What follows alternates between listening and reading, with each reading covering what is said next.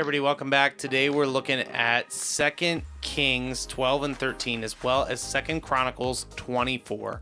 There's quite a few kings back and forth. There's some princes back and forth. There's some Syrians back and forth. There's a lot of kind of give and take going on. We're kind of coming out of the period of Ahab and all his descendants and the wickedness that came with all of them. And now we're walking into the short period of time that is the reign of Joash in Judah, where Joash has been introduced to us as a pretty faithful king. He becomes king because when Athaliah, the queen, decides to kill off all the descendants, he's hidden by Jehoiada. I don't know why I can't talk. He's hidden by Jehoiada, and Jehoiada raises him to be faithful to the Lord. And so in all these readings, kind of Joash is the most interesting thing to me. Mm-hmm. Well, what is crazy to me is while we were reading this, there are two instances, and I'm specifically looking at the one that is in 2 Chronicles 24 at the moment. I don't remember what the other one was, so correct me if I'm wrong. But if you look at verse 2 of chapter 24 in 2 Chronicles, it says, "And Joash did what was right in the eyes of the Lord all the days of Jehoiada the priest." Yeah. Because in my mind I was like, well, it said he did what was right in the Lord all the days of his life, but I in my mind I made that connection on my own and disregarded what the text actually said, because it said while Jehoiada was still alive. Once Jehoiada dies off, Joash starts to turn and do really weird bad stuff to the point where he actually kills Jehoiada's son. Zechariah, yeah. Because Zechariah is warning against him, hey, why are you doing what's wrong? You're not going to prosper, you're not going to do well. And Joash doesn't like that, and to the point where he just kills him off. So he starts out really great.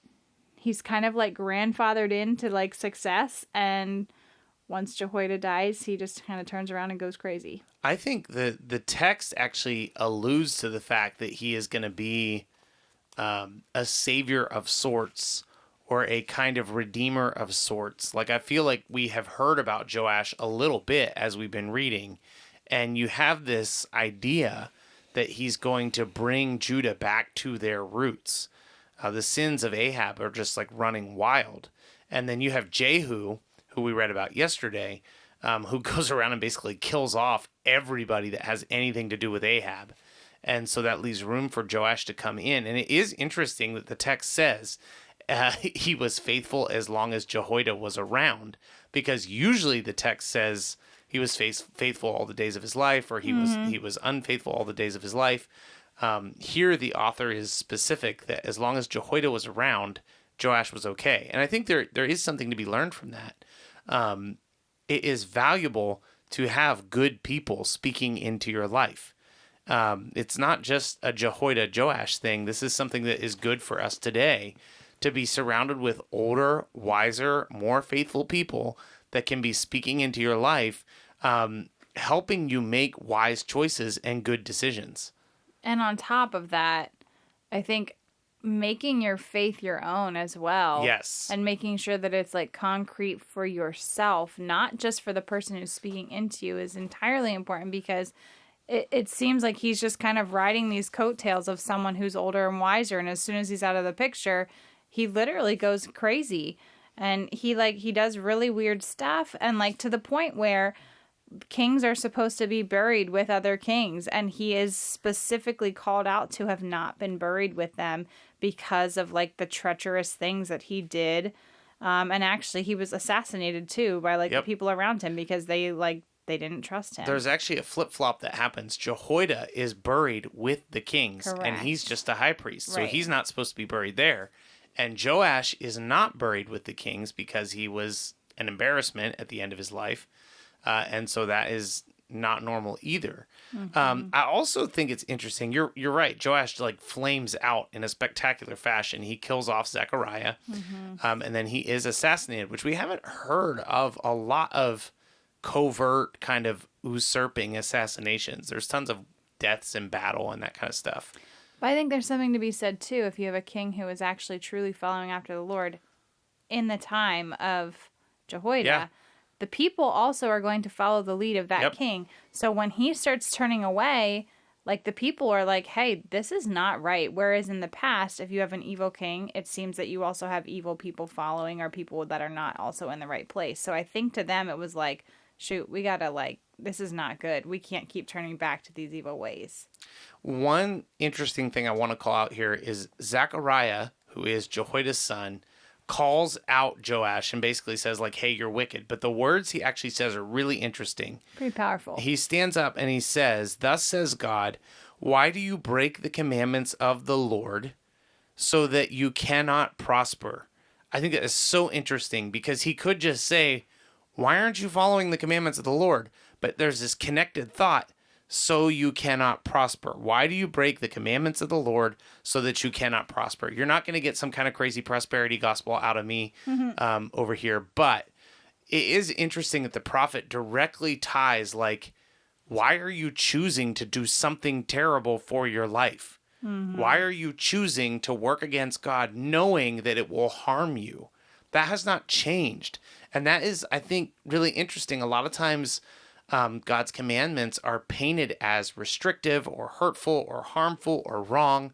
But in reality, they're actually the best possible things that we can have, the best possible decisions that we can make. And you see in this text, like, obviously we're not living in this period anymore. It's been a long time. But good kings honor the Lord and he takes care of them. Wicked kings dishonor the Lord and he comes against them. God still works the same way. When we draw near to him, he draws near to us. And so I love that Zechariah goes that extra little mile speaking on behalf of the Lord. So it's the Lord that's going the extra mile, saying, why are you not following the commandments of the Lord so that you do not prosper? This doesn't make any sense. And Joash, being Joash, just kills him for saying that. And then shortly after that, he's assassinated. So Joash, unfortunately, was a great king as long as Jehoiada was speaking into his life. He did not own his faith, obviously, and he just kind of peters out as nothing.